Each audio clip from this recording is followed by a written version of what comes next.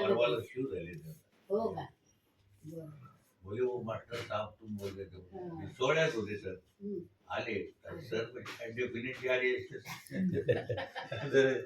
त्याच्या डोळ्यातून पाणी आलं सर वाटेल हो. ते काय म्हणाले मला ऐकणं झालं बोले यहाँ पे पंडित जी बोले कोई छुआ छूत नहीं बोले कोई नहीं उनके अंदर नहीं जब जो आपको मिले तो उनके अंदर तो नहीं भयान झाले ते एकदम आणि